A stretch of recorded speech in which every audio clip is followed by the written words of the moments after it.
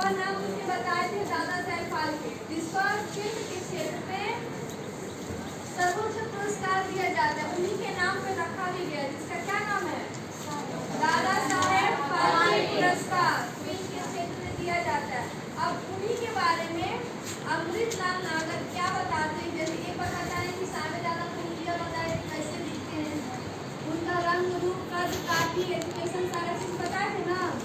अब अमृतलाल नागर बताएंगे फाल्के जी के बारे में। कौन है दादा साहेब फाल्के के बारे में कि क्या बता रहे हैं? बुक में देखिए आप लोग। सन 1940 में मेरे मित्र यानी किसके मित्र? अमृतलाल नागर के मित्र किशोर साहू। क्वेश्चन पूछता है कि मित्र कौन थे किशोर साहू? किसके आमंत्रण में ये गए थे मुंबई? इसमें नोट करेगा किशोर साहू पर लाइन खींचेगा।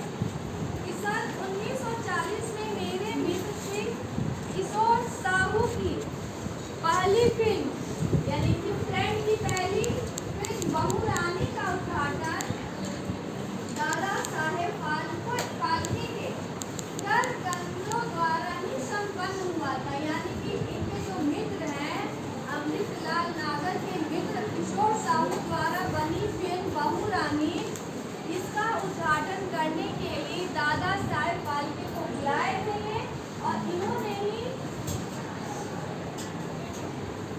उद्घाटन किया था। जब ये उद्घाटन किया तो देखो आगे क्या बोलते हैं। बहू रानी के अर्थपति यानी कि धनवान, अर्थपति मतलब धनवान व्यक्ति होता है, ठीक है। बहू रानी के अर्थपति मेरे दूसरे मित्र स्वर्गीय द्वारकादास डागा थे। यानी बहू रानी जो पिक्चर बना था उसमें सबसे ज्यादा जो मतलब धनवान मित्र थे जिसका नाम था द्वारकादास डागा, वो स्वर्गीय यानी अब जान चुके हैं। उन्होंने पैसा दिया था जिसकी वजह से बहू रानी पिक्चर बना था, सबसे ज्यादा पैसा उन्होंने दिया था। तो ये दोनों ही अमृतलाल नागर के कौन थे? मित्र थे यानी कि दोस्त थे। अब देखो देखिए आगे अमृतलाल नागर जी क्या बोलते हैं।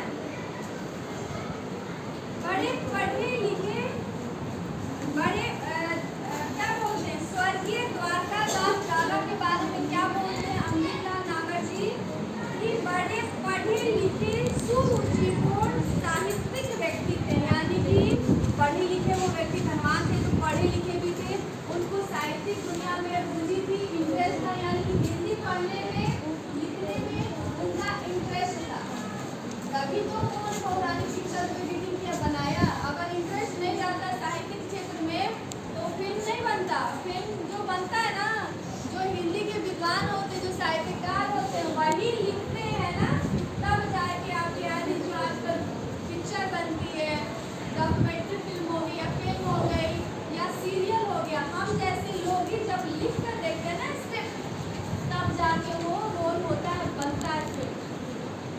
तो इसमें जो स्वर्गीय द्वारकादास डागा ऐसे व्यक्तित्व थे, उन्हीं के कारण बहू रानी के निर्माण में बहू रानी के निर्माण काल में फिल्मी दुनिया से मेरा संबंध जुड़ा। यानी कि ये क्वेश्चन पूछ सकता है कि अमृतलाल नागर जो है उनका जो संबंध फिल्मी दुनिया से किनकी वजह से जुड़ा?